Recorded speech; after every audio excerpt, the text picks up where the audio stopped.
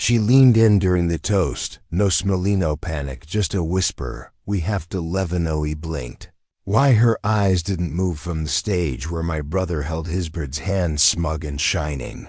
"I'll explain in the car," she said, and that was it. We slipped out before the cake was cut, before the first dance, before the family photos. I was supposed to stand in silence, filled the car like smoke. Dance is suffocating. 5 miles and she finally spoke. "You really didn't notice feuding was perfect." That was the problem. Every flower in place, every guest coordinated speeches, rehearsed to perfection. Even the playlist was curated with surgical precision. But it wasn't just about a marriage. Not really. It was to show a message. And it took me hours and one sentence from my wife to realize the truth. That wedding wasn't about Lovey, was about erasing me. My brother Caleb was always the golden son. Brilliant, charming, a master at making people believe he was the victim. Even when he was holding the knife, I was the quiet tone, the fixer, the one who got things done. When Dad died, I handled the estate. When Mom got sick, I paid the bills. Caleb gave speeches and posed for Instagram. He used to call me Plan B, as in if he failed, I'd catch the fall. I always did until I met me as she saw through him instantly. First dinner together. She leaned over and said, "He watches you like a man who thinks your life should have been his." I brushed it off. He was me brother. I didn't want to see it, but in the cracks widened.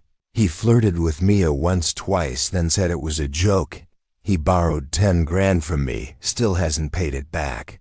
And then came his engagement to Cassandra, a girl I dated in college. Briefly, quietly, he knew he brought her to Thanksgiving. I said nothing. Mia said that was the first shot. The wedding invite arrived in a box, gold trimmed over the top. Our names were misspelled on purpose. I'm sure a jab inside a schedule. A seating chart and a list of requested attire colors. It wasn't a wedding, it was a play, and the message was clear. Caleb was center stage now. Mia caught it before I did. The way the bridesmaids were dressed, every one of them looked like her. Same height, same build, same shade of lipstick she wore the night of our first date. Even Cassandra's dress, a replica of the one Mia picked years ago but never wore.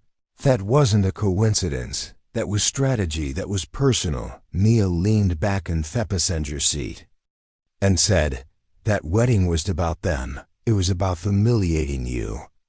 I tightened my grip on the wheel. She continued, "The vows, did you hear them?" I just hadn't heard them. I finally found someone who sees me for who I am, unlike those hounded to manage, control, or fix me. She quoted it word for word. He was talking about me and his wedding vows to my ex in front of my family. I didn't sleep that night, didn't say a word, but inside a switch flipped. "You want war, little brother? Fine, let's play. Revenge isn't rage, it's mathematics." Step 1, money. Caleb and Cassandra had just launched a new business, wedding planning, ironically funded by investors. One of them, Methrow, a silent shell company he never knew. I pulled out quietly, legally, what triggered a clause in his investor agreement. His primary funeral followed my lead. Within a week he lost 60% of his capital. He blamed Cassandra. They fought loudly publicly and made sure of it. Step 2, secrets. Remember that 10 grand? I had the receipts, the emails, the voice note where he promised repayment.